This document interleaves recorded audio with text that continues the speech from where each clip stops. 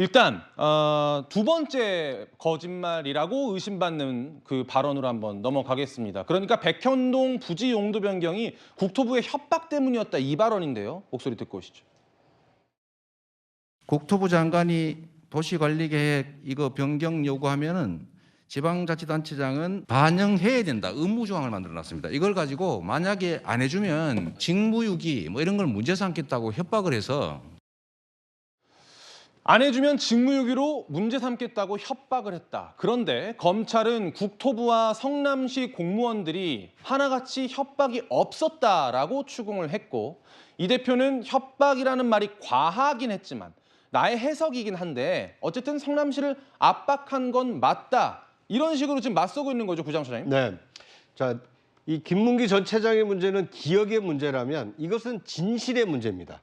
그러니까 예를 들면 국토부가 공문을 통해서 자치단체장의 어떤 그 종상향에 대해서 의무 규정으로 공문을 보냈다라면 이재명 대표의 얘기가 맞을 수 있습니다. 그런데 반대로 국토부에서는 그것은 자치단체장인 성남시장이 알아서 판단하시오. 이렇게 재량권을 줬고 그 재량권을 만약 당시 성남시장이던 이재명 대표가 행사해서 종상향 4단계나 상향해서 아파트 단지를 지을 수 있도록 했다라면 이재명 대표가 국감장에서 행한 발언이 허위 사실로 처벌받을 가능성이 크기 때문에 이것은 기억의 문제도 아니고 진실의 문제이기 때문에 국토부 공문 그리고 당시 성남시의 어떤 행정 처분 이것에 따라서 이재명 대표의 발언이 허위였냐 아니면 진실이었느냐가 이 판가름 날 가능성이 크기 때문에 이 백현동 사건에 대한 백현동과 관련된 이재명 대표의 발언에 대한 이 재판부의 판단이 어떻게 되느냐가 상당히 관심의 초점이 되고 있습니다. 강 부위원장님 말씀 들어볼까요?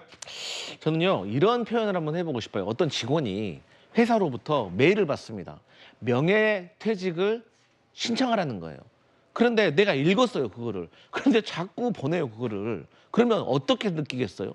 아, 회사에서 나보고 명예퇴직하라는 것이 아닌가? 라고 압력으로 느낄 수 있습니다. 그런데 그거를 받은 사람이 다 압력을 느낄 수도 있고 그렇지 않을 수도 있는 거예요. 공무원은 공문으로 말한다는 말이 있습니다. 그러니까 중앙부처로부터 기초단체로 계속해서 비슷한 내용의 공문을 발송을 한다. 그럼 부담 안 되겠습니까? 당연히 공무원의 공문에 협박이란 단어가 있겠습니까? 그건 비상식적인 말인 것이죠. 그리고 당시에 박근혜 전 대통령께서 공식적인 회석상에서도 이를 언급을 하셨고 또 다른 내용으로 보면 종상향을 4단계를 이재명 대표가 했다.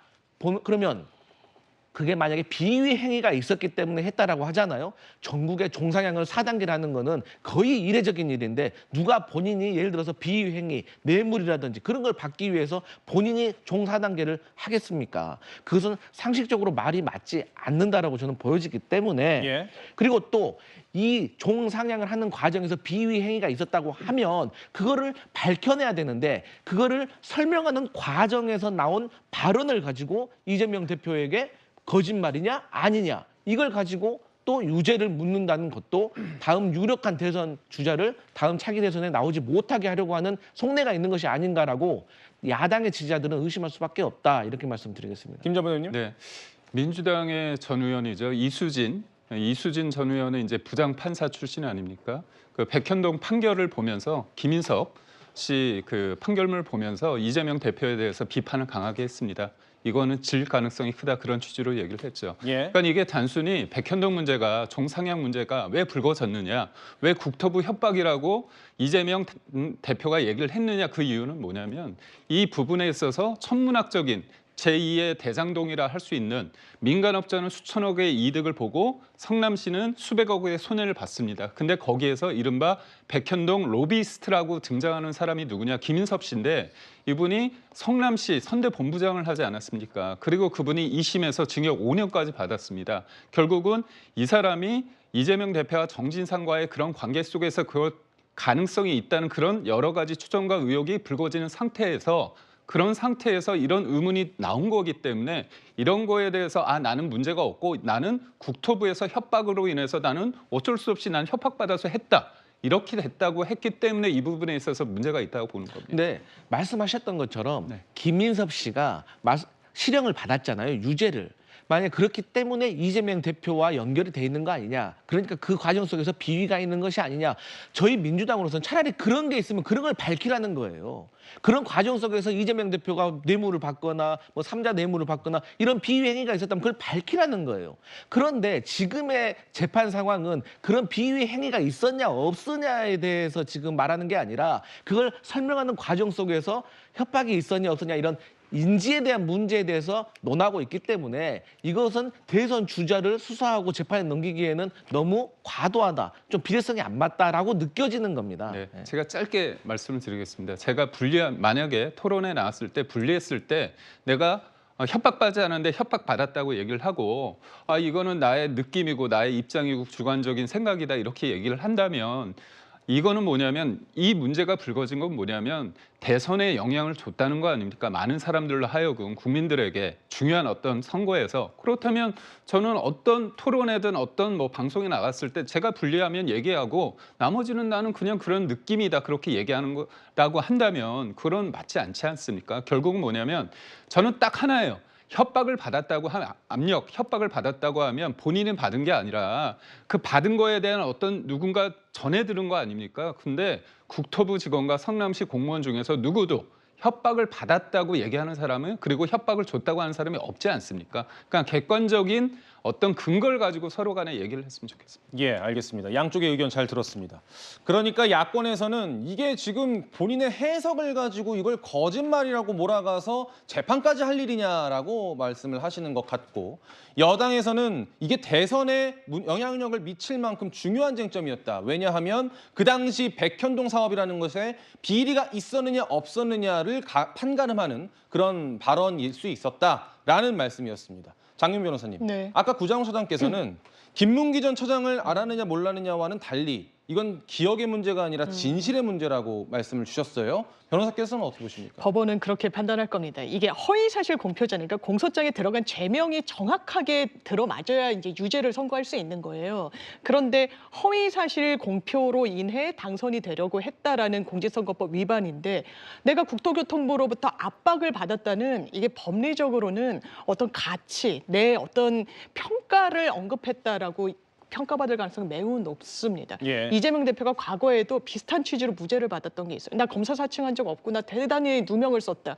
이거는 사실관계에 대한 언급이 아니라 이건 본인의 어떤 상황에 대한 토로 성격이고 사실을 적시했다고 보긴 좀 어렵다는 취지였어요. 그렇다면 이런 부분과 돌아와서 봤을 때 그 당시 상황으로 돌아갈 필요가 있을 것 같습니다. 팩트에 기반해서 점검을 해야 되니까요. 그러면 한국식품연구원은 지방 이전을 위해서 굉장히 애를 씁니다. 너무너무 이게 안 팔려요. 박근혜 정부의 수건 사업이었습니다. 공문을 너무너무 많이 내려보냅니다. 그 위치에 있던 성남시장에, 시청에. 그러면 압박으로 느꼈다라고 이야기하는 게 이게 민주당이 434억을 토해내고 5년간 대선도 못 나오고 피선거권 박탈되고 국회의원직에서 내려올 사안이라고 과연 법원이 볼까요? 저 그러지 않을 거라고 생각합니다. 구장훈 처장님 말씀 한 번 더 들어야 될 건데. 네.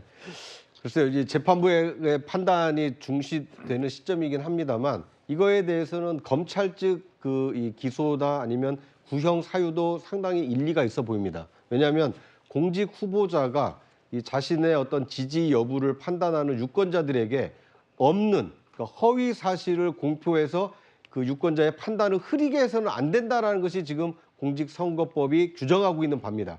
그런데 당시에 유력 대선 주자였죠. 당시는 여당 대선 후보였기 때문에 당선이 목전에 와 있었던 이재명 후보로서는 자신을 향하는 대장동 의혹, 백현동 의혹, 이 의혹에서 벗어나기 위해서 대장동의 실무자였던 김문기 씨를 몰랐다라고 의도적으로 거짓말할 수 있는 거 아니냐. 이런 시각이 지금 검찰의 시각인 것입니다.